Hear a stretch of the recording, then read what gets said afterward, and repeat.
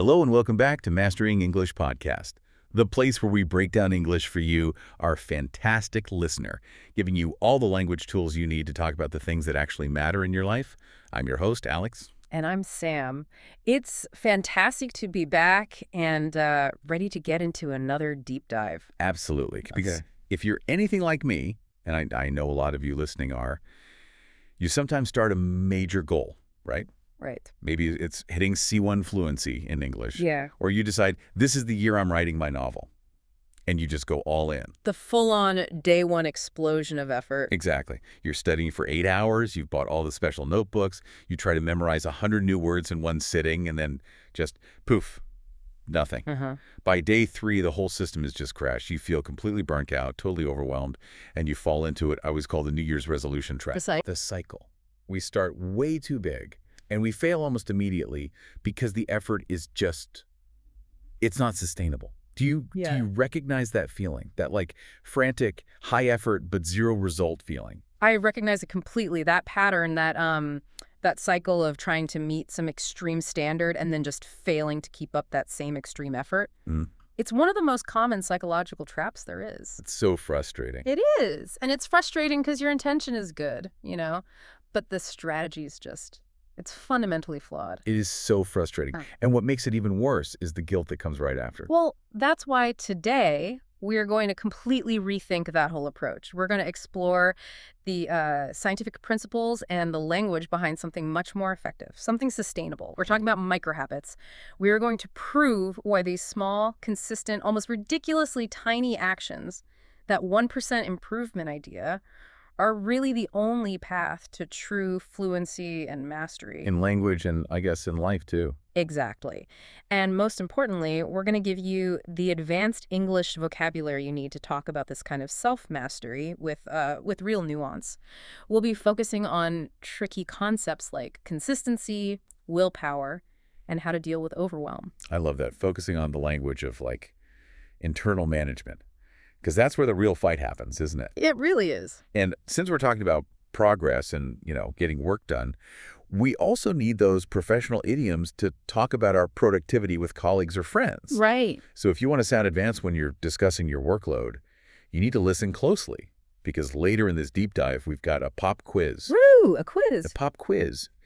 And it's focused on the subtle but really, really crucial differences between productivity idioms like chip away, put a dent in, and scrape the surface. That nuance is everything. I mean, knowing the difference between making a dent and just chipping away is exactly what separates, intermediate English from genuinely sophisticated advanced usage. You will not want to miss that. Okay, before we jump into the amazing science and the language of microhabits, please do us a huge favor right now. Just hit pause for a second and make sure you're subscribed to Mastering English Podcast and give this episode a quick like. Your support is our momentum. It really does help us keep bringing these deep dives to you every single week. For sure. Okay, let's unpack this whole idea of self-mastery. Let's do it. So let's set the stage a little bit by looking at the environment that creates all this burnout in the first place. If you look at the self-help world right now, the books, the coaches, all the gurus on social media, it feels like you have to learn a whole new language just to participate. A very aspirational language. Totally. I hear these really specialized terms like healing modalities, self-actualization, and manifesting just everywhere. And the focus is definitely on performance, not just like fixing problems. That observation is spot on. You've perfectly captured the current context. The whole genre of self-development has really gone through a massive shift in the last decade or so. How so? Well, it used to be focused mostly on helping people overcome really serious, immediate issues. We're talking anxiety, addiction, or, recovering from trauma. The traditional focus was curative. Right, like just getting back to a healthy baseline. Exactly. But now the overwhelming, just relentless focus is on efficiency, on performance maximization, and on achieving this impossible ideal. And it's often centered around things like the perfect morning routine. Oh, the perfect morning routine. We're not aiming for good anymore. We're aiming for optimized. It's the pursuit of perfection, or what they call optimization. We want to be like human machines. Precisely. Yeah. It's performance-driven productivity, and the scope is enormous. It even goes into resisting the natural process of aging, often through these extreme practices called biohacking. Right. The entire framework just encourages this constant, relentless pursuit of efficiency in every single part of life. And that relentless efficiency focus is exactly what leads to that crash we talked about, right? The New Year's resolution cycle. Because nobody can actually maintain those standards. They cannot. And this is where we need to gain a little perspective. Here's a slightly dark but surprising fact that puts our current trends into a critical light. Okay. We have to try and think about how future generations might look back at our current obsessions. Oh, this is that wild analogy you mentioned from the sources, isn't it? It is. Think about popular current practices, things like voluntarily taking freezing cold showers every morning, or sticking to intermittent fasting schedules where you don't eat for 16 hours. Right now, these are seen as symbols of like peak self-discipline. For sure. Total mastery. But the source suggests that future generations might be puzzled by them in the same way we're puzzled by certain historical practices, like, for example, human sacrifice, Right. Yeah. which was, at one point in history, seriously advised by a wise man for the good of society. Wow, that analogy is genuinely unsettling. The idea that we might look back in 50 years and think, why were we willingly freezing ourselves or starving ourselves in the morning for health when the stress of that routine probably did more long-term damage? It forces you to be critical, doesn't it? It highlights this core conflict we see in the whole modern self-help world. It operates inside this capitalist framework that often prioritizes relentless efficiency, measurable performance, and profit over things like pleasure, genuine rest, and honestly, just simple human contentment. Yeah. This framework is basically designed to produce immense guilt when we fail to meet these impossible standards of 100% productivity. So how do we fight that feeling of constantly failing to be productive enough? We have to start with the language we use because that dictates our mindset. One source had this simple but really powerful suggestion: intentionally reframe your language. Okay. Instead of labeling your unavoidable downtime as procrastination, why not call it imagination time? I like that. That subtle shift immediately removes the psychological judgment and replaces it with a positive frame. You're not failing. You're cultivating an essential resource. I'm not avoiding the task. I'm currently cultivating imagination time for better strategic input later. I mean, that sounds like a profound change in mindset right there. It is. Speaking of profound mindset changes, let's jump into some of the vocabulary around those big aspirational goals. Specifically, that term you mentioned, self-actualization. Ah, yes. The pinnacle word in the modern self-help lexicon. Wait, okay, so what's the fundamental difference between self-actualization and the term we use all the time, self-improvement? They sound like they're aiming for the same thing. That is the essential distinction we need to make, and it's a great one for our advanced learners. They are not synonyms. Okay. Self-improvement is generally focused on external, measurable skills or specific behaviors. Things like getting objectively better at English grammar or improving your running speed by a few seconds. It's about modifying existing things. So it's behavioral modification. Precisely. Self-actualization, on the other hand, is a much deeper, internal, almost existential concept. If we put that in plain English, it means achieving one's full potential, becoming everything one is truly capable of being. It's an internal state of fulfillment and purpose. It's about realizing your peak selfhood, not just learning a new skill. Ah, okay. I get it. So if self-improvement is like the roadmap or the individual steps along the way, like learning a new grammar rule, then self-actualization is the ultimate destination. That's a perfect way to visualize it. It's becoming your fullest ultimate self, like the psychological equivalent of total resource utilization. That's a brilliant way to put it. It's a state of being. Let's loop through some examples to help solidify that feeling and how to use it in context. Let's hear them. Okay, formally, you might say. The organization implemented new professional development programs specifically designed to facilitate the self-actualization of its long-term employees. Okay, very corporate. It is. It suggests the company cares about employees' personal fulfillment, not just their job performance. That definitely elevates the goal way beyond just basic training. So casually, how would that sound in a chat between friends? Casually, you might say.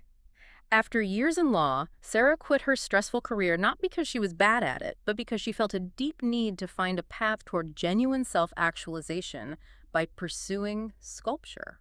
Right. It suggests a fundamental clash between her job and her true identity. Exactly. That's a very common modern story, that conflict between stability and fulfillment. Now, give me a funny or weird example. A funny example could be, my friend claimed that his unique path to self-actualization involved mastering the art of making sourdough bread and writing elaborate fan fiction about space explorers, much to the confusion of his conservative parents. Huh. Achieving peak potential through baked goods and fan fiction, it kind of grounds the idea that potential is subjective. It's his unique potential, however odd. Right. Now, historically or culturally, where does this term actually come from? Historically, the term is inseparable from Abraham Maslow and his famous hierarchy of needs from back in the 1940s. Oh, the pyramid. The pyramid.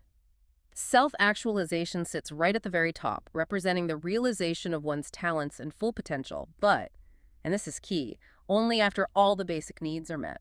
Safety, food, love, self-esteem. That makes sense. It explains why it's hard to pursue self-actualization if you're worried about where your next meal is coming from. That provides the essential psychological context. And finally, what about philosophically? Philosophically, we view it as embracing the journey of lifelong growth and authenticity. The key insight is that true self-actualization isn't like a single event you reach and then you stop. It's a consistent, active state of trying to align your actions with your deepest values and your capacity. That philosophical take makes it sound like an ongoing process, not a final destination. Okay, let's try a longer role play to really hear it used in a fluid conversation. Let's say we're talking about a friend who's made a big life change. Okay, so did you hear that Kai actually quit their job as an accountant last week? I thought they were going to stay there forever. I know, right? But I think I get why. Kai told me they felt totally unfulfilled. The work was demanding, sure, but they felt like they were just chasing a societal expectation, not their own inner meaning. That's incredibly brave, especially leaving such a secure income.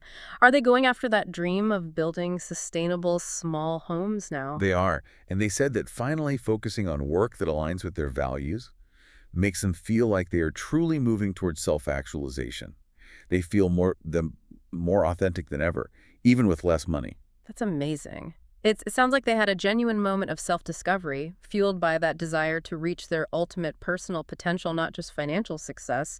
It's a pursuit of identity. And see, even though it's this big, complex concept, it fits perfectly into advanced, everyday conversations about life goals, purpose, and happiness. It absolutely does. Now, for the crucial linguistic context, let's look at collocations, the words that commonly travel with self-actualization. These will really boost your formal writing. First, we frequently hear Maslow's hierarchy of needs when discussing the underlying psychological theory. That's a key phrase for any academic or intellectual discussion. What else? We also talk about reaching a moment of self-actualization, which describes a specific point of profound insight or achievement. Like a breakthrough. Exactly. Third, people discuss pursuing a journey of self-actualization, which emphasizes that long-term philosophical nature we just talked about. And what if a company mentions it? A company might talk about fostering self-actualization among its employees. And finally, you'll often hear it linked to inner fulfillment, as the two concepts are really tightly connected. And the tone. The tonal use here is overwhelmingly formal, academic, and highly inspirational. Using this word signals that you are discussing goals that go beyond simple material gain and focus on that internal psychological fulfillment. Incredible depth on just that one single word.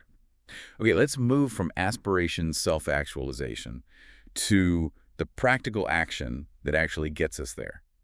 The whole philosophy of micro-habits revolves around the power of small actions, right? Right. The idea that success doesn't come from that one huge, overwhelming event, but from a sequence of small, consistent actions over time. This is the 1% improvement principle. This is the core operating engine of the entire system, and the mathematical and psychological key concept behind it is compounding. Compounding. Okay, that word sounds very specific to like finance and investing. For our learners, let's dissect that concept in detail. What does compounding mean outside of a bank? So in plain English, compounding is the process where growth builds on previous growth, which leads to accelerating returns over time. The results are not linear, they are exponential. Okay, give me a great simple analogy for that. How does that dynamic really work in the physical world? The best analogy is simple. Think of a snowball rolling downhill. When the snowball starts, it's tiny. And its growth is slow. It's only picking up snow based on its small size. But as it rolls, it collects more snow, getting bigger and bigger, and here is the magic. Uh-huh. The next revolution collects even more snow than the previous one because the surface area of the ball is now larger. That means it grows faster and faster over time because the growth is building on the previous ever-increasing total. That's compounding. I see. So the small effort I put in today actually makes the effort I put in tomorrow not just easier, but the results are bigger because I'm building a larger base. Precisely. The key takeaway for you listening is that consistency creates the base, and compounding creates the acceleration. Let's compare that explicitly to linear growth, just to highlight the power of it. How is compounding different from linear growth? Well, linear growth is steady, predictable. It's a straight line. If you learn 2 new words every single day, your total word count grows linearly. You gain exactly 2 words per day, no more, no less. Compounding, however, results in extraordinary results from the exact same incremental effort, because the learning itself makes the next learning session more efficient. That sounds like a cognitive hack. It is. When you read 1 page of English every day, you are not just acquiring the few new words on that page. You are reinforcing existing grammar patterns, you are building reading speed, and you are boosting your overall confidence in the habit. Oh, This yeah. momentum, this interconnected success, feeds back into the system, making the whole learning process easier and dramatically accelerating your overall progress. So the 2 words I learned this week don't just add 2. They help me acquire the next 5 words faster because I have more context and more confidence. The compounding is in the efficiency of the next task. Exactly. The source material highlights this with micro habits. Actions like reading just 1 page of a book or writing 1 single sentence in a journal before bed. These seem so trivial on their own. They do, almost silly, but they create that momentum, that self-propelling snowball effect. You build on what you already have, and that process is compounding. The effort stays at 1%, but the return grows exponentially. That seems so much less intimidating than the read 8 hours a day until you're fluent plan that usually ends in tears. The low barrier is everything. It is about reducing the required energy input so low that failure is psychologically impossible. And that brings us to the single most crucial ingredient for compounding returns: consistency. I think this is where a lot of people get into trouble. We aim for consistency, but we often treat it like it's perfection. So wait, how is consistency fundamentally different from perfection? That is the ultimate confusion in self-improvement, and it's a great distinction to focus on. Perfection means doing something without any error, flawlessly, every single time. It often means setting an unrealistically high, fragile standard. Which leads to immediate failure. The moment I miss 1 day, I feel like I failed the whole goal. Precisely. Consistency, on the other hand, means doing something regularly, reliably, and without deviation, especially over time. It means showing up even when you only have 5 minutes and can only manage 1 sentence. So consistency is the action, the showing up, and perfection is an often unattainable result. And consistency is what matters for compounding. Absolutely. Even if you only review 1 flashcard or read 1 page, that is consistent effort. That 1% effort is infinitely better than waiting for the perfect moment when you can do a perfect hour-long, flawless study session that never actually arrives. Right. Let's explore 5 distinct examples of consistency to really embed this concept. Okay, formally you might hear: the athlete's consistent performance throughout the entire season, avoiding slumps or injuries, ultimately led them to secure the championship victory. Here, it signifies reliability and high professional standards. Clear, professional, and definitive. Casually, how would you use it when talking about study habits? Casually, a learner might say, I might not be the best student in the class, but I prioritize consistent effort. I show up to study every single day, no matter what, and that's what helps me progress. It highlights the reliability of the commitment.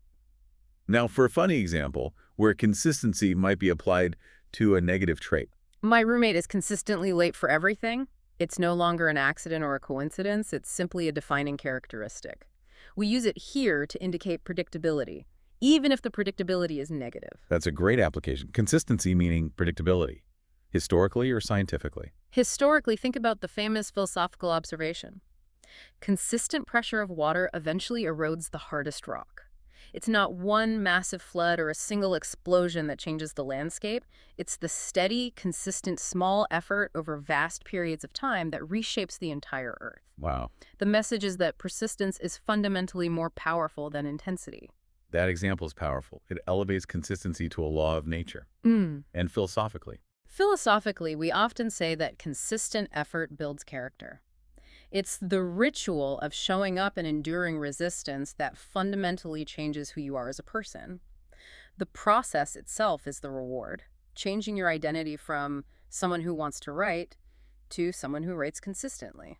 okay, let's try a realistic extended role play where a study partner is preparing for a massive English proficiency exam in 3 months. I'm really nervous about this C1 exam. I feel like I need to spend the next 3 months studying 10 hours a day just to catch up. Hold on, don't spiral into that burnout mindset. We need to focus on what you can sustainably do. You've been coming to our morning vocabulary session every single day for the last month, even if it was only for 15 minutes. Yeah, but I make small mistakes all the time. My conditional tense grammar isn't perfect, and I missed a major verb conjugation yesterday. It doesn't need to be perfect right now. Your focus should be on maintaining consistency, not achieving perfection. The fact that you maintain consistency in your practice means you will build the base knowledge and retain the information. That small daily effort is compounding, even if you make errors today. You're right. I need to trust the process. Consistency is key, right? Yeah. I need to remember that the small daily input is more powerful than the occasional 8-hour cram session. Exactly. We are looking for momentum through consistency, not momentary brilliance through perfection. Wonderful. Now let's nail the linguistic environment for this word. The crucial collocations and nuances. First, you will hear consistent results, meaning the outcomes are predictable and reliable. Okay. Second, we use maintain consistency, which is the active verb required to keep the habit going. And the phrase we use in the role play, consistency is key, is highly common, right? Extremely common. It's an established idiom indicating its foundational importance. Fourth, we also use the negative form, often professionally, lack consistency, which signals that someone often stops, starts, or performs erratically. Got it. Finally, a tonal point. If someone describes your work or behavior as consistent, it is high praise in English. It means you are dependable and reliable. Now, we transition from consistency to the inner battle required to maintain it. Because consistency, even 1% consistency, requires effort. And traditionally, we rely on a finite, unreliable resource for that effort, willpower. Right. And willpower is the concept that often gets completely confused with the feeling we call motivation. This confusion is, well, it's deadly to habit formation. So is willpower just another word for motivation? No, absolutely not. And that is a critical distinction for a mastery level learner. Motivation is the desire, the inspiration, or the enthusiasm to do something. It comes and goes. It's a fickle feeling dependent on your mood, the weather, your energy levels. Willpower, however, is very different. In plain English, willpower is your inner mental ability to force yourself to do something difficult, especially when you actively do not feel like doing it. So motivation gets you started when you feel good, but willpower is the mental muscle that keeps you going when motivation disappears. That makes a profound psychological difference. It does. It's the ability to exercise self-control and delay gratification. And here's the problem with relying on it. Relying solely on willpower is a major cause of burnout because it's a finite resource that gets depleted throughout the day. It's like a battery. Exactly. And that is precisely why the microhabits philosophy is so powerful. It designs a system that reduces your reliance on that scarce resource. Let's explore willpower examples across various contexts. Okay. Formally, especially in historical or military discussions, the general demonstrated exceptional willpower in resisting the temptation to retreat under pressure, choosing instead to hold the line until reinforcements arrived. Here it signifies discipline and mental fortitude. Very official and serious.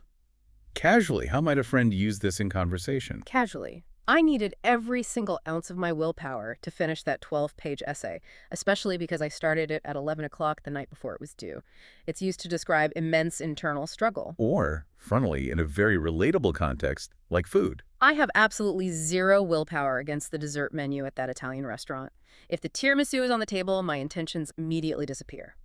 A very common example of a lack of willpower in the face of immediate pleasure. I feel that. Yeah. Historically, beyond military stories, how is willpower perceived?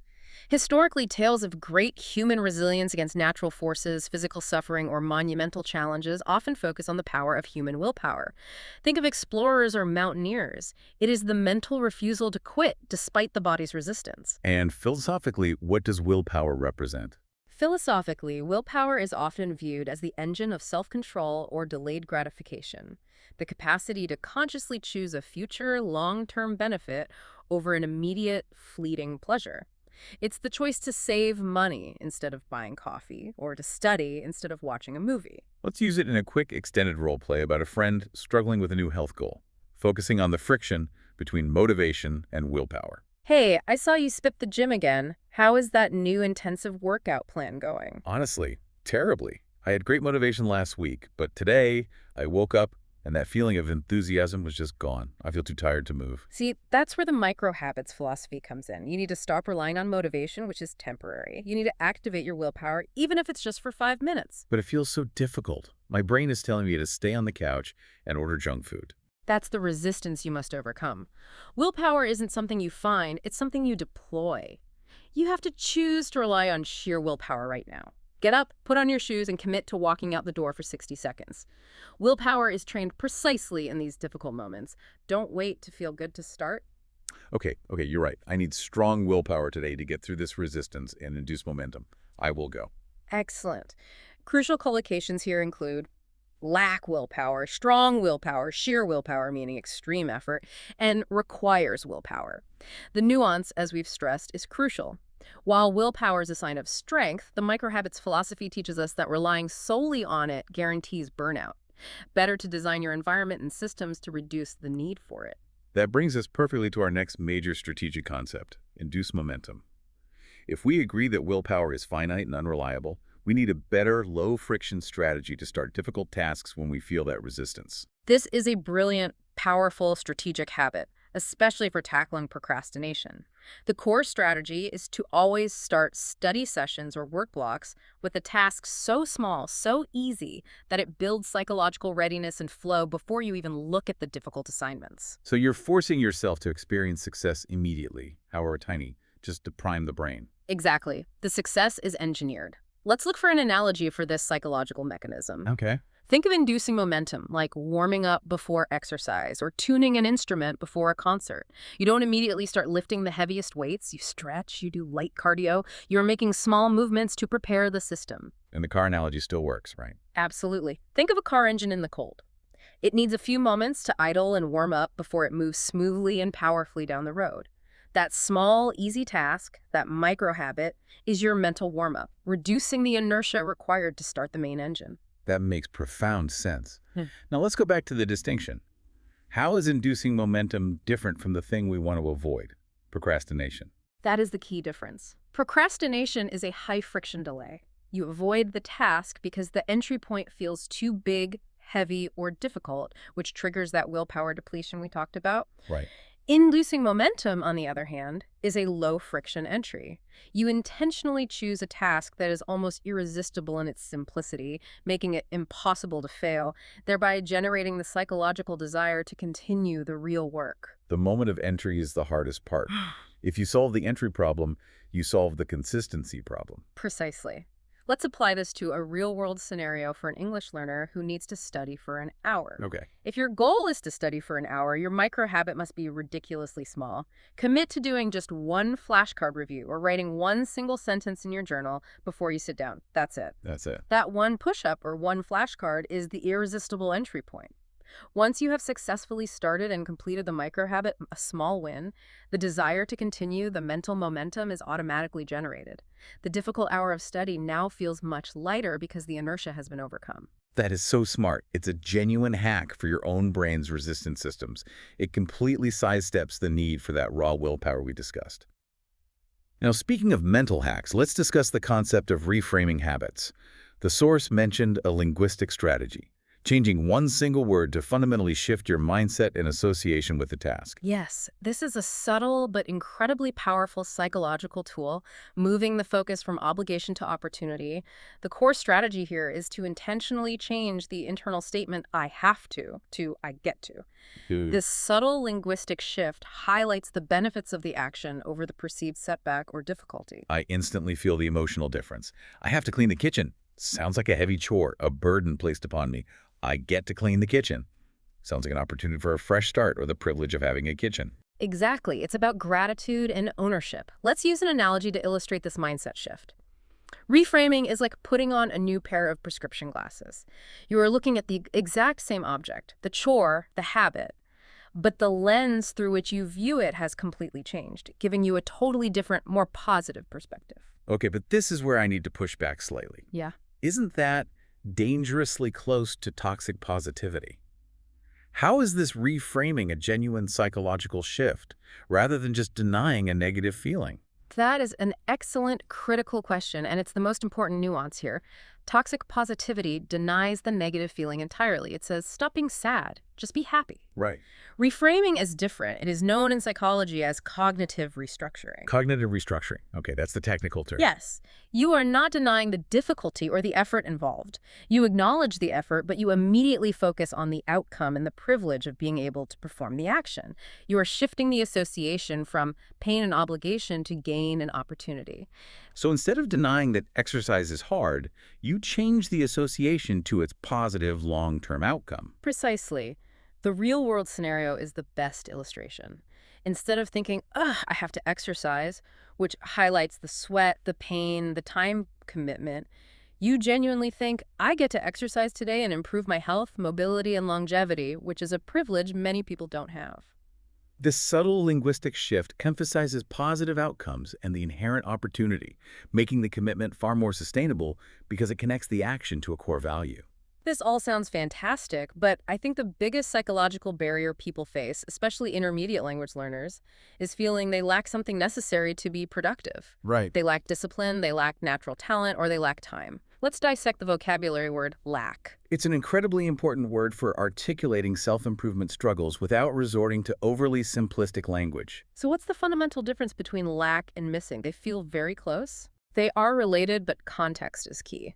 Missing usually implies something specific is not present when it should be, often a specific tangible object, like a missing key or a missing person. Okay.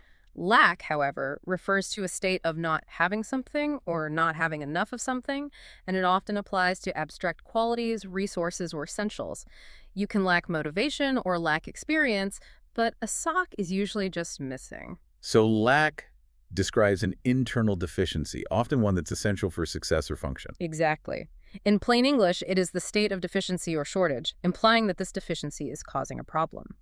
Let's dive into examples. So go for it. Formally, especially in official reports, the comprehensive financial report ultimately lacks specific data on quarterly revenue for Q4, rendering the overall analysis incomplete and unreliable. Very professional and clearly signaling a problem. What about casually? I completely lack the energy today to even think about doing the dishes, so I'm ordering takeout and saving the chore for tomorrow. It indicates a general deficiency in a state of being. Funnily, again related to a personal failing. I seem to lack the inherent ability to wake up early no matter how many alarms I set. It's a profound, persistent lack of early morning function. Relatable.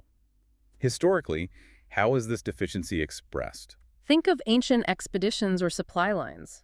Due to inconsistent supply lines, the exploration team gravely lacked sufficient food and medical supplies, severely compromising their mission. And philosophically, how is this word used? Philosophically, many thinkers, particularly existentialists, argue that the fundamental human condition involves a perceived sense of lack, the feeling that we are incomplete, that we need something external or greater to be whole, which drives all human striving. That brings a deep meaning to the word. Okay, we have to put this into a dialogue, role-playing a conversation about that feeling of discipline shortage for a large project. Okay. I'm really worried about finishing this massive client proposal on time. It is easily 300 pages long. Why are you worried? You're objectively smart and capable of writing it. I know, but I feel like I fundamentally lack the discipline required to sit here for 6 straight hours and just focus. I find myself constantly checking my phone or getting up for snacks. Don't say you lack the discipline as an inherent trait. Say you lack the system or the momentum.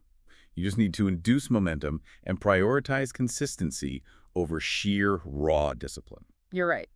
I need to address the lack of consistent entry points by using a micro habit, like writing one single heading before I allow myself to check my email. Great job. Now let's look at the collocations. Common essential phrases include lack motivation, lack of direction, lack experience, and the construction due to lack of. But the critical nuance to remember, which is a huge mistake for English learners, is that lack is usually used as a transitive verb or a noun phrase. So tell us the mistake again, because this is so common. You should never say, I lack of discipline. That construction is grammatically incorrect. You say, I lack discipline, using lack as a verb, or I have a lack of discipline, using lack of as a noun phrase. I lack discipline, or I have a lack of discipline. I will commit that structure to memory. It's a crucial 1% improvement. Okay, moving on to strategic English learning. If we're building habits based on micro-consistency, we have to manage our brain's input effectively to prevent that saturation feeling. This brings us to a major conceptual deep dive: cognitive load and pacing. This is a crucial area where language teaching pedagogy meets behavioral science. Cognitive load, in simple terms, refers to the total amount of mental effort currently being used in your working memory. Your working memory is where you actively process information. Okay. The speed of the audio content, the pacing, is the primary factor that regulates this load for ESL learners. So if the pacing is too fast, my brain works too hard, gets overloaded, and the system crashes. Exactly. If the input exceeds the processing capacity, you drop information. Let's use an analogy for cognitive load and pacing. Think of cognitive load as being like trying to carry too many heavy bags of groceries at once. If the pace is too fast, or if the bags are too heavy, the language is too complex, the grammar is too advanced, you will inevitably drop everything before you reach your goal. Right. Your brain simply cannot decode the language, process the meaning, and absorb new vocabulary simultaneously when the speech speed is too high. That feeling of dropping the bags is the linguistic frustration that leads to burnout and eventually breaking your consistency streak. Precisely. Now let's compare different types of content pacing to understand why we maintain a specific pace here at Mastering English Podcast. Okay. Contrast A2B1 content, which is delivered at a slow, clear, and natural pace to deliberately minimize linguistic frustration, with C1 plus content. C1 plus content is native speed, highly dense. Yes. C1 plus content, like many general audience talk shows or rapid-fire American business podcasts, is delivered at a rapid, native pace. While the content is excellent, this pace creates an extremely high cognitive burden, leading to what's called dual task interference. Dual task interference, what's that? It's where your brain is trying to decode the sound and process the meaning at the same time, which leads to errors in both. The risk is that if the learner doesn't use the transcripts or isn't already highly proficient, the cognitive effort of decoding the rapid speech risks immediate burnout, disrupting the consistency habit we just discussed. So the speed of the speaker is directly proportional to the risk of quitting because of mental overload. In short, yes. The pedagogical decision to maintain a clear, steady pace for intermediate learners is a tool for consistency. It guarantees achievable comprehension, keeping the cognitive load manageable. Okay. Let's think about the real-world scenario of the 0.5x speed versus 2x speed debate in listening practice. When should you actually slow the audio down? Listening at 0.5x speed is for intensive listening, like hitting the zoom in button on a difficult text. You are dissecting the language, focusing on grammar mining, or practicing detailed transcription. It's for precision and deep analytical study. In 2x speed. Everyone wants to get through things faster. Conversely, listening at 2x speed should only be used with comprehensible input. That means audio content that you already understand 70 to 80% of. You're using 2x speed to train your auditory processing to be faster. Don't torture yourself with brand new, difficult material at lightning speed. Right. That is self-inflicted pain that increases friction and guarantees cognitive overload. That is a fundamental rule of thumb. Keep the learning low friction. Now, let's talk about holding on to that knowledge once we've listened. The crucial word is retain. An absolute necessity for fluency. If we can't retain it, the effort was wasted. What is the primary difference between retain and remember? This is a subtle but important usage point. Remember is generally used for a single brief act of calling information back to mind, like remembering the definition of a word this morning. Retain, in the sense we're using it here, means to keep or hold on to something, especially information in the memory, over a long, extended period of time. Oh, I see. It implies a deeper, more permanent storage and utility. So I remember the definition for the quiz, but I hope to retain the word and use it naturally for the rest of my life. Exactly. Retain implies long-term storage and active use. Let's look at 5 examples. Okay. Formally, again, it is very common in business contexts. The company managed to successfully retain its key highly skilled employees despite aggressive poaching attempts from industry competitors. Here, it means to hold on to talent as an asset. That use of retain is very common in professional asset management. Casually. I study best with visual flashcards because I find it incredibly hard to retain all these new vocabulary names just by listening to them once. It implies difficulty in long-term memory storage. Funnily, another brain-related failing. My brain seems to have a selective filter. It refuses to retain any math formulas after high school, but I can retain every single line of dialogue from my favorite comedy movie. Historically, often related to physical structure. Despite centuries of continuous exposure to harsh desert elements, the ancient architecture miraculously retained its original structural features. It means the structure held onto its form. And philosophically, related to learning strategy. Philosophically, we retain memories and learning only through consistent, active practice and revisiting the information, which physically moves it from temporary short-term memory to permanent long-term memory. The act of retention requires consistency. Let's role-play a discussion about study strategies and retention. I tried writing out every single irregular verb conjugation last night, but I still can't seem to recall them when I need them in conversation. That's the classic mistake. Simply writing them once doesn't guarantee you will retain them long-term. Your brain needs more exposure. So, what studied method do you think actually helps us retain information better than just brute force memorization? I find that using the spaced repetition method, where you review the words a little bit every few days, helps my brain retain the information over months, not just hours. It's the micro-habit of consistent review. I should absolutely try that. I want to retain the new words permanently so I can use them fluently in real time. Crucial collocations here include retain information, retain moisture, often used when discussing soil or skincare, memory retention, and ability to retain. When discussing learning, memory retention is the key phrase. Once we successfully retain the knowledge, we need to make sure we lock it in permanently. We need to reinforce it. Yes, reinforcing is the dynamic action of strengthening the new knowledge or the new habit you've created. What's the subtle difference between reinforce and the simpler verb support? Support generally means providing assistance or helping to hold something up. Think of moral support. Reinforce, in plain English, means to strengthen or encourage, often by providing additional or repeated support or evidence, making the structure or the idea more robust and durable. So support helps it stand up, right? But reinforce makes it fundamentally unbreakable or resistant to external pressure. Exactly. Think of strengthening a wall with new steel beams. You are reinforcing it. You are adding strength to the original structure. Let's look at 5 examples. Okay. Formally, the flood of positive market reviews and early high sales figures significantly reinforced the product's credibility, enabling them to easily secure further investment. Casually, Yeah. especially related to learning practice. Every single time I successfully use a new advanced English word in conversation, it reinforces the memory of that word in my mind, making it easier to retrieve the next time. Funnily, applied to self-sabotage. I tried to quit my evening snack habit, but the smell of the warm cookies immediately reinforced my decision to have just one more cup of milk and a cookie immediately. The sensory input strengthened the bad decision. Historically, related to physical protection or defense. Following the early successful attack, the fort was immediately reinforced with new, thicker, stone-clad walls and a secondary defensive perimeter. And philosophically, celebrating small wins and acknowledging consistent progress provides essential positive reinforcement, encouraging us to continue the habit loop even when we hit resistance. Let's role-play how we use reinforcement in English conversation and study. I successfully used the new idiom, put a dent in it, 3 times today in my meeting with the client. I feel great about that. That's excellent. You should feel great.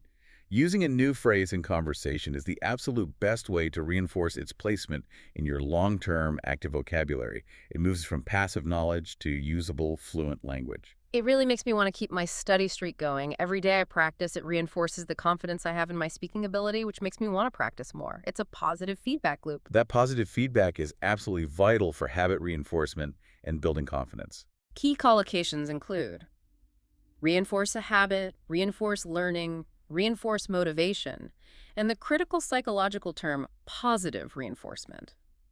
The idea of reinforcing the streak is particularly popular in productivity circles, using small, celebrated wins to strengthen your overall commitment to continuing the action. Now, what happens when we put in consistent effort? We reinforce the habit, but we stop seeing progress. We hit the dreaded plateau. A feeling every single language learner, athlete, and professional knows too well. It's frustrating because the effort is still high, but the results dry up. Is a plateau always an inherently bad thing? It feels extremely demotivating when it happens, often leading people to quit. It feels bad because progress is stagnant, but it is not inherently bad. It is simply a natural, unavoidable part of any complex learning curve.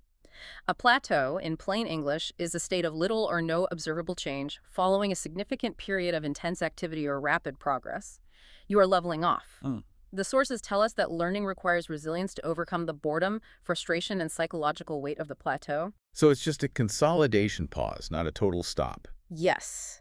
Think of the geological image, which is the origin of the word. A high, flat area of land. You climbed intensely to get there, and now you are walking across a flat surface before the next climb begins. This flat area is often where the real, unseen structural changes, like memory consolidation, are happening in your brain. Okay. Formally, often used in economics or business analysis, despite aggressive expansion efforts and new marketing strategies, the company's Q3 sales figures unfortunately reached an unexpected plateau. Casually applied to personal skills. I was improving my pronunciation so fast last month, but lately my speaking skills have definitely hit a plateau. I feel stuck at the same level. Funnily, related to household chores or habits. My initial enthusiasm about cleaning the house hit a very sudden plateau about 10 minutes into the vacuuming process when I realized how much deeper I had to clean. Historically, often applied to cultural or societal evolution. Historians often observe that the early, rapid expansion period of the civilization reached a predictable cultural and economic plateau before its gradual decline began. And philosophically, the plateau is the essential resting point where consolidation and subconscious skill integration occurs. It is boring, but necessary. Overcoming the plateau requires a change in strategy, not a change in effort. Let's role play this feeling of being stuck and how to handle it.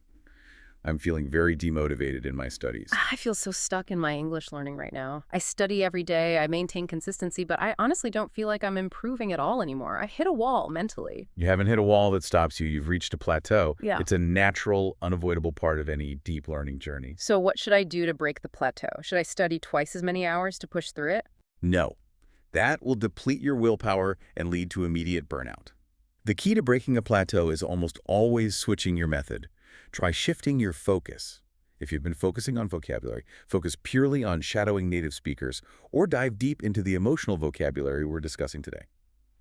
Changing the how is usually the key to breaking the plateau. That's incredibly good advice. I need to change my method so I can break the plateau and start climbing again, rather than just forcing more effort into the same stagnant routine. Common collocations include hit a plateau, reach a plateau, and the goal of all learners, break the plateau. It is a powerful metaphorical word, common in discussions about learning, fitness, and business strategy. We've established that consistency is the engine for personal growth. Now let's apply that idea to professional life. We mentioned earlier that we need advanced professional language to discuss our workload and progress with our colleagues. Let's dive into the lexicon of productivity. First, conceptually, why is it so important to share your progress with colleagues in a professional setting? The source material identifies 3 critical reasons, especially in business English, why discussing productivity and progress is vital. First, it immediately builds rapport and professional trust. Second, it helps the team identify opportunities for genuine teamwork and assistance. And the third reason? Third, it allows for transparent communication about challenges and roadblocks, preventing surprises down the line. It's a risk management tool as much as a communication tool. So sharing the information means everyone knows the status of the entire operation. Give me an analogy for that. Sharing progress is like everyone sharing a real-time dynamic map. Everyone knows where the final destination is, who is responsible for which part of the journey, and how far everyone has traveled relative to the goal. Crucially, if one person hits a major roadblock, the rest of the team can immediately see it and adjust their routes or jump in to help. How does that principle of sharing progress differ from simply boasting? That line can feel fuzzy sometimes. Boasting is focused purely on ego making yourself look good or superior. Sharing progress is focused entirely on collaboration and operational transparency. It's about letting the team know the actual status of the work so they can offer help or adjust their schedules accordingly. The focus is on the success of the mission, not the individual's performance metrics.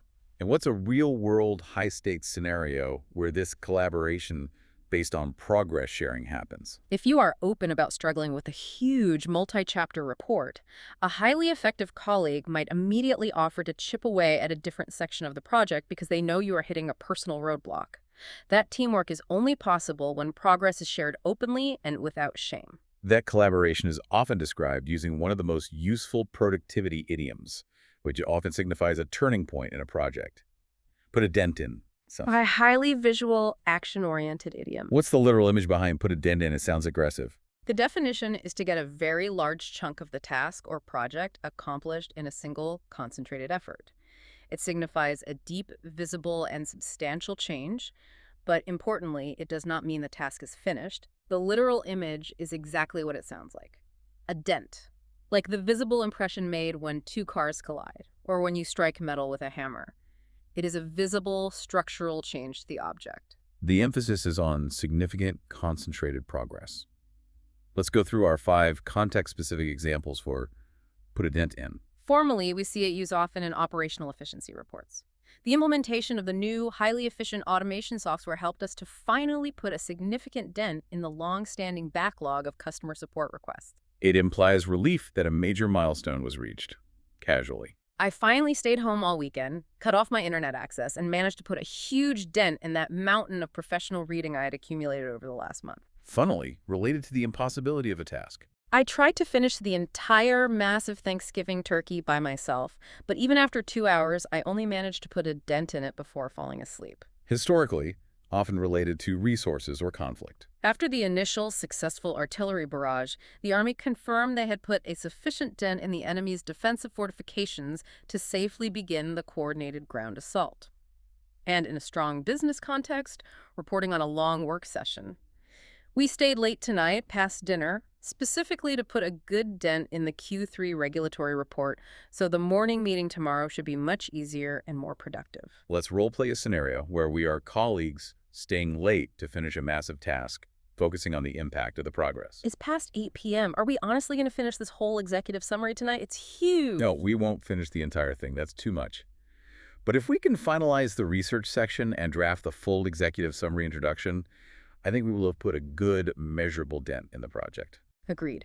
If we put a dent in the hardest, most analytical part tonight, we can just chip away at the easier formatting and administrative tasks in the morning. Let's aim to make sure we put a significant dent in it before we leave. We need that sense of victory. Perfect usage.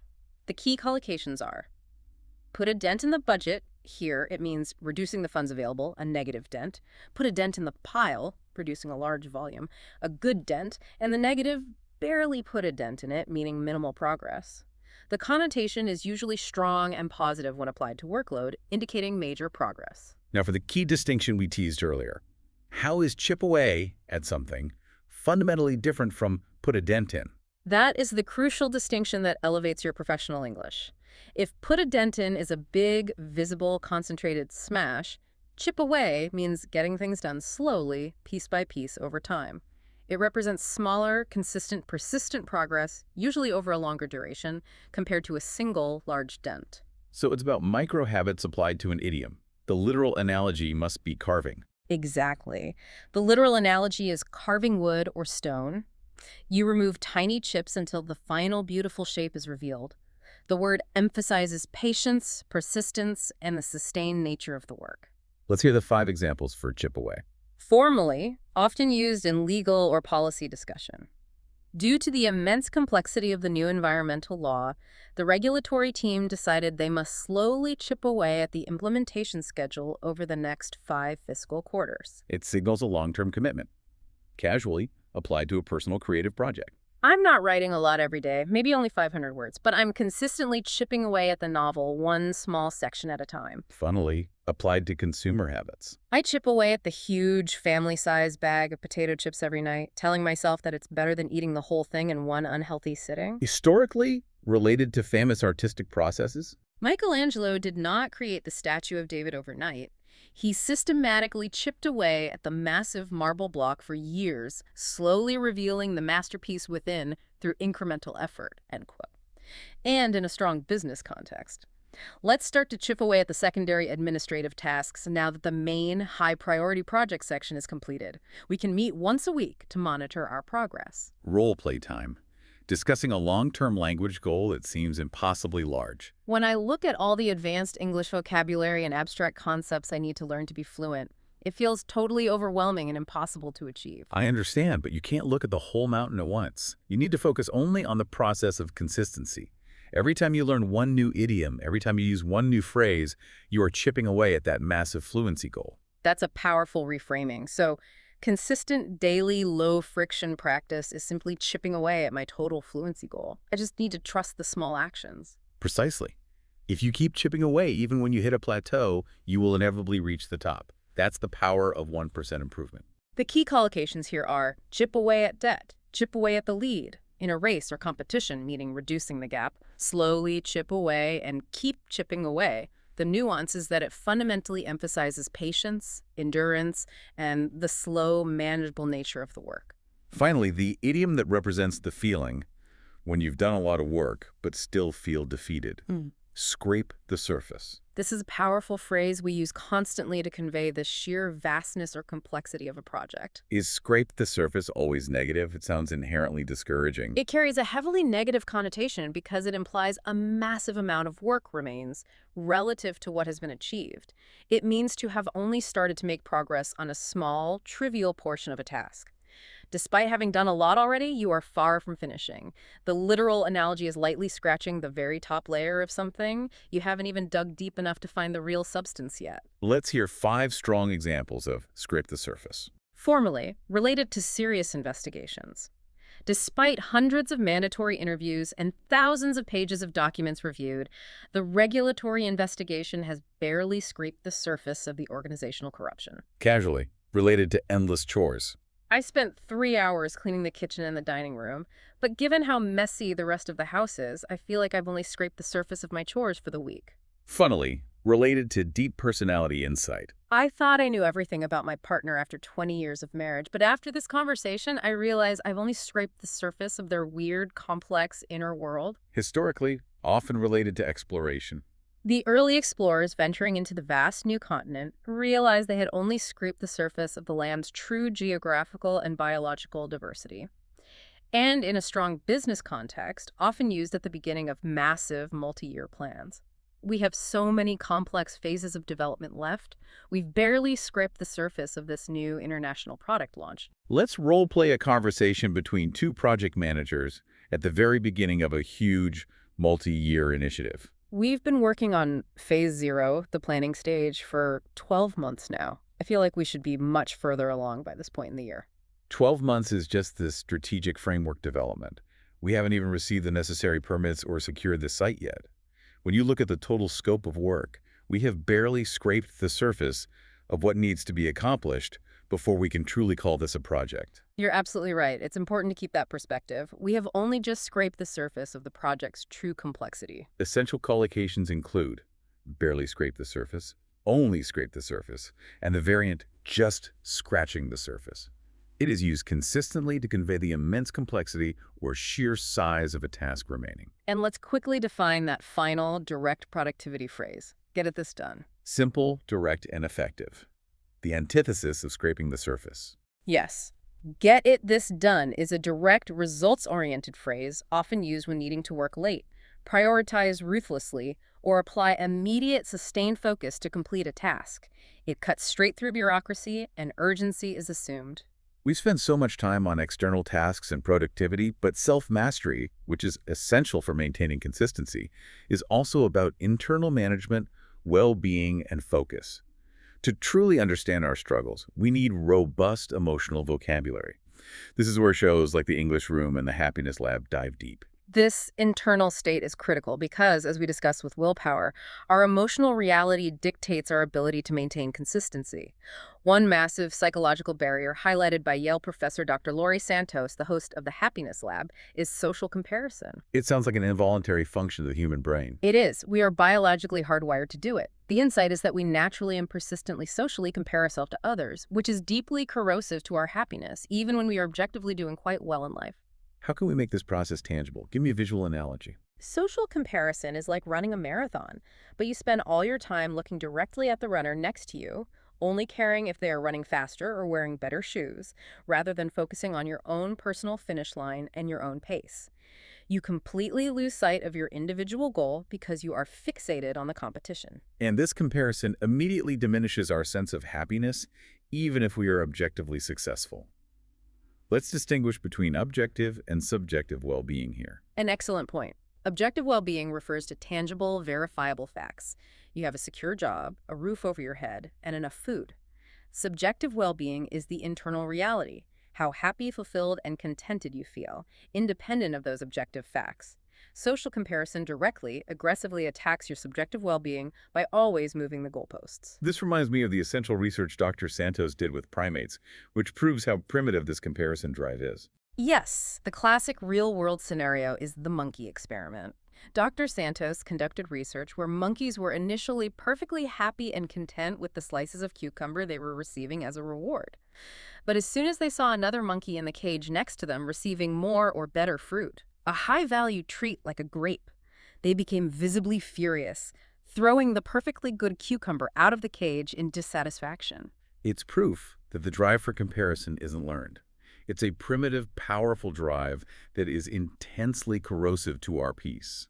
They were literally throwing away happiness because someone else had something better. Absolutely. The moment you look outside of yourself and compare your progress or your vocabulary knowledge or your income to someone else's, your inner peace is immediately threatened, destroying your ability to focus on your own 1% consistency.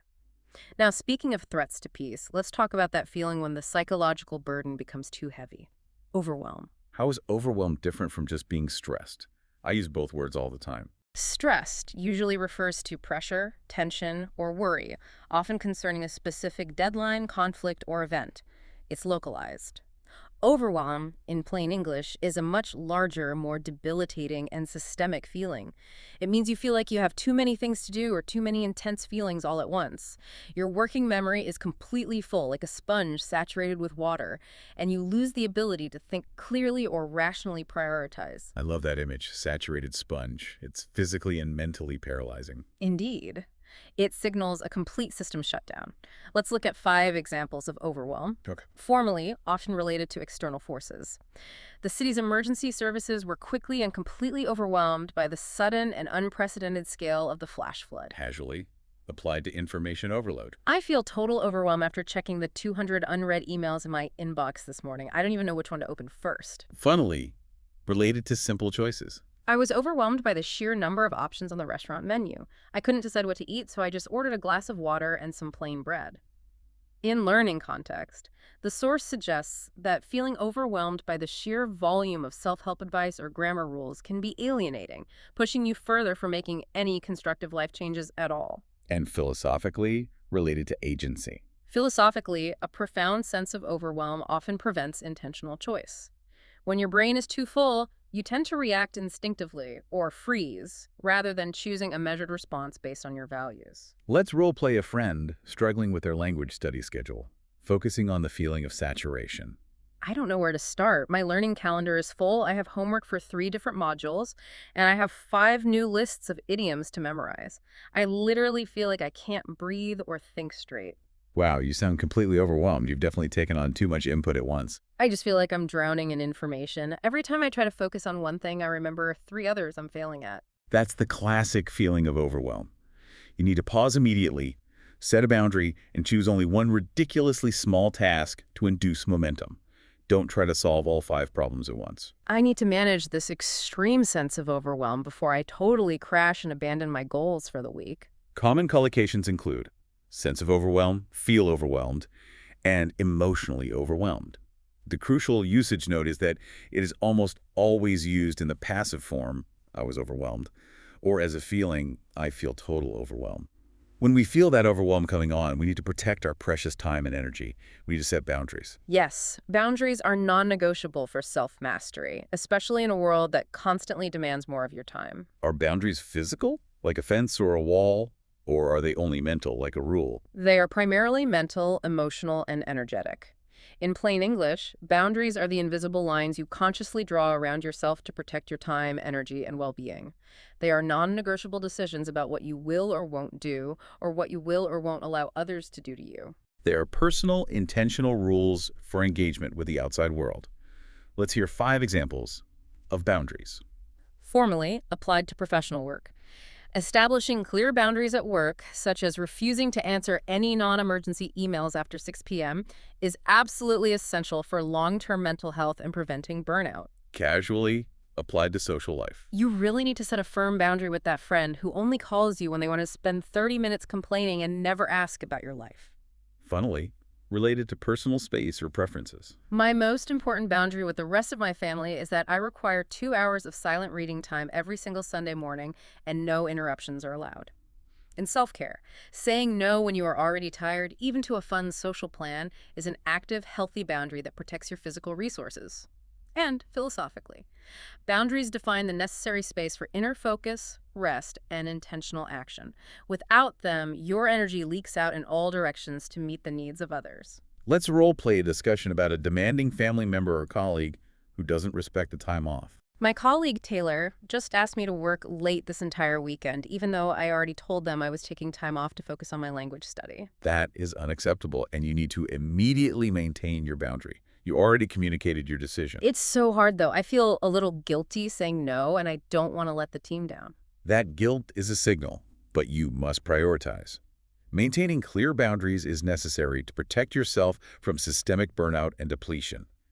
If you don't respect your own boundaries, nobody else has a reason to. I will respectfully and firmly maintain that boundary and explain that my weekend time is essential for my overall well-being and long-term performance. Key collocations are set boundaries, clear boundaries, maintain boundaries, and respect boundaries. The cultural nuance is crucial. Setting boundaries often feels selfish in the moment, especially in certain cultures, but it's definitively an act of self-care and long-term professionalism. You just mentioned that feeling of difficulty when setting boundaries. Guilt. Let's zero in on this difficult emotional word. Another crucial emotional word for self-mastery, often paralyzing our progress. What's the clear psychological difference between guilt and shame? Guilt is often defined as an emotion focused on specific, repairable behavior. I did something bad. Shame is focused on identity and essence. I am bad. Guilt, in plain English, is a feeling of responsibility or deep regret for a mistake or wrongdoing, often internal, and ideally it signals that you need to make a correction or apologize. So guilt is about a correctable action. Shame is about a fixed negative self-image. Exactly. Guilt can be productive, leading to correction and repair. Shame is often destructive and leads to hiding. Let's hear 5 examples of guilt. Okay. Formally, related to legal or criminal context. The accused showed no observable sign of guilt during the reading of the verdict, suggesting a lack of remorse. Casually, related to minor social failings. I felt deep guilt for taking an extra day off work when the rest of my team is clearly working overtime to meet the project deadline. Funnily, related to indulgence. Chocolate cake, consumed alone at midnight while binge-watching TV, remains my greatest source of momentary, fleeting guilt. In self-improvement, many people feel profound guilt for resting, sleeping in, or taking a break, even when they desperately need it, because the pervasive hustle culture tells them they should always be relentlessly productive. And philosophically, why does guilt exist? Philosophically, guilt acts as an essential signal for moral correction or ethical alignment, helping us live according to our stated values. It tells us when we have strayed from our own internal code. Let's role-play a discussion about a broken habit and the guilt that follows. I was doing so well with my daily reading habit. I had a 40-day streak, but I missed 2 days in a row because I was traveling. And now I feel terrible, paralyzed by self-criticism. You need to stop that inner critic immediately. Why are you allowing yourself to feel this intense guilt over 2 days? Because I broke my perfect consistency streak. I feel like I failed my goals entirely, and now I'm starting over at 0. That feeling of guilt often comes from comparing your current, flawed self to the perfect, idealized image of yourself you created. Acknowledge the feeling, forgive yourself, and focus on inducing momentum again right now by doing one flashcard. Don't let guilt paralyze you into total inaction. Thank you. I need to replace this guilt with forgiveness and refocus on the consistent action, not the perfect streak. Key collocations: feeling guilt, sense of guilt, motivate by guilt, and the manipulative phrase guilt trip. A useful communication strategy we learned is to try replacing the phrase, "I'm sorry," which often implies guilt for an inconvenience, with "thank you for your patience," conveying gratitude, shifting the emotional weight. Finally, let's return to the danger you highlighted earlier when discussing reframing, toxic positivity. An insidious concept because it masquerades as help but often causes alienation. Can positivity actually be bad? It seems like a total contradiction to our cultural values. It absolutely can be, particularly when it's forced. Toxic positivity, in plain English, is the excessive and ineffective overgeneralization of a happy, optimistic state across all difficult, negative, or complex situations. It minimizes genuine negative emotions, often making the person who is feeling bad feel worse, isolated, or alienated because their real feelings are dismissed. So it's forcing a cheerful facade when you're clearly suffering or need genuine help. Yes, it invalidates real human experience. Let's look at 5 examples of toxic positivity, Okay. formally related to psychological theory. The active rejection of genuine negative emotions and the insistence on an unrealistic emotional state is the primary characteristic of toxic positivity in group settings. Casually, in an everyday context. Please don't give me that toxic positivity when I'm clearly upset and frustrated. I just need you to listen and validate my feelings, not tell me to just cheer up. Funnily, when applied to a dramatic situation, Telling a heartbroken friend who just lost their job, just cheer up. Everything happens for a reason, and this is a blessing in disguise, is the textbook definition of toxic positivity. historically, trying to force happiness and minimize existential fear during a global crisis like the COVID-19 pandemic often manifested as widespread toxic positivity, dismissing genuine suffering. And philosophically, denying negative emotions, loneliness, frustration, anger, prevents us from understanding what we truly need and from taking necessary action to fix the things that truly matter in our lives.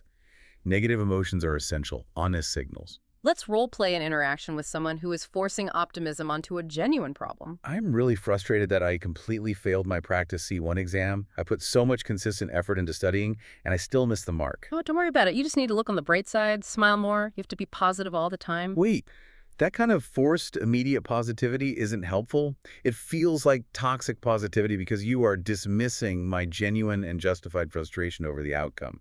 You're right. I apologize. I was being dismissive. I need to avoid that forced positivity and just acknowledge that you are frustrated and that frustration is a valid response to effort that didn't yield the result you wanted. Collocations include combat toxic positivity, avoid toxic, and forced positivity. The nuance is crucial. Understanding that negative emotions such as loneliness, anger, and sadness are honest signals telling us precisely what we need to adjust in our environment or habits. Wow, we have covered so much powerful conceptual vocabulary and so many strategies for both personal growth and professional communication. Now, before we wrap up, let's pause and focus on 3 absolutely crucial common mistakes we hear learners make when using these phrases and concepts. Mastering these corrections is a vital 1% improvement for your fluency. This segment is high value. Correcting these errors moves you from comprehensible to truly native sounding. Mistake number 1, then, is confusing the function of our 3 productivity idioms. Put a dent in versus chip away. Can I correctly say I chipped away a big dent in the project last night? That sentence, while understandable, sounds strange to a native speaker. The concepts are conceptually mixed. Remember the distinction. Put a dent in is for a substantial visible reduction, often the result of one-time or concentrated effort. Chip away is for slow, small, consistent, persistent progress. Right. You wouldn't use them together like that. The correct fluent way to say that would be, we put a dent in the main executive report yesterday, and now we can start to chip away at the smaller, detailed administrative tasks. Clear distinction. One big action followed by many small, consistent actions. Exactly. Mistake number 2 is related to our emotion word lack. We covered this, but it's worth repeating due to how common it is. Can I say I am lack discipline? No, that is an extremely common grammatical mistake, often because learners mistake lack for an adjective like tired or happy. The grammatical structure is fundamentally wrong. Lack must function as a verb or a noun phrase. So the 2 correct ways to structure that thought are, I lack discipline, using lack as a verb, or I have a lack of discipline, using lack of as a noun phrase. Avoid using am with lack. I lack discipline or I have a lack of discipline. The rule is simple, but the application is tough. Commitment to that one small correction is a massive 1% win. Final mistake number 3 is related to overwhelmed. I often hear learners treat the verb overwhelm as an action that someone else deliberately performs on them in the active voice. For example, can I say, my colleague overwhelms me yesterday? That phrasing is incorrect in that context. Overwhelm is most frequently used reflexively, or in the passive voice, to describe the feeling state. Or it is used with external forces like workload, nature, or volume as the subject. So not a person. Right. Your colleague doesn't usually overwhelm you directly in that sense. To describe the feeling, you should use the passive. I was overwhelmed by my colleague's continuous requests. Alternatively, you can say, the sheer volume of work overwhelmed me. So the workload or the requests overwhelm me, but I am overwhelmed. That is the crucial mental shortcut. The force acts upon you, and you feel the passive state. All right, it is time for the final segment and the moment of truth. Let's do the pop quiz we teased at the very start of our deep dive, focusing on the subtle productivity idiom distinctions. Ready to test your mastery? Absolutely. And listener, play along at home. See if you caught the subtle differences. Question number 1. Which of our 3 productivity phrases describes massive, visible progress in a single effort, but explicitly means the task is not completed? That phrase is to put a dent in something. It signifies a big, noticeable impact, but leaves more work to be done. Correct. Question number 2. Which phrase means you have only just started, despite perhaps having already done a lot of planning, and indicates that a huge, complex amount of effort is left to do? That is to scrape the surface. It conveys the sheer vastness and complexity of the remaining task. Perfect. And finally, question number 3. Which behavioral concept describes using a small, ridiculously easy task like doing one push-up or reviewing one sentence to start a big study session and build psychological readiness? That critical micro-habit strategy is to induce momentum, otherwise known as the warm-up habit. It lowers the barrier to entry so you are impossible to fail.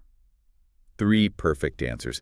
You truly mastered this content. Let's summarize the top 3 concepts and the top 5 words we've covered today, focusing on the implications for you, the listener. The top 3 concepts are, first, the power of 1% improvement, which relies on compounding small, consistent actions that build on previous success, leading to exponential rather than linear results. Right. Second, the crucial need for boundaries and inner focus to manage the inevitable overwhelm and the corrosive effects of social comparison.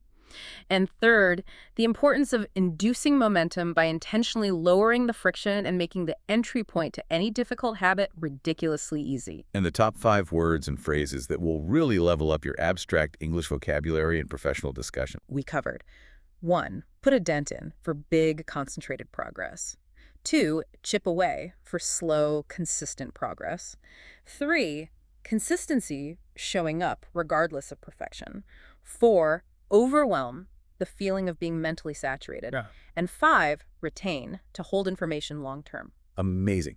Now, we challenge you, our listener, to commit to one micro-challenge right now. Don't wait for motivation.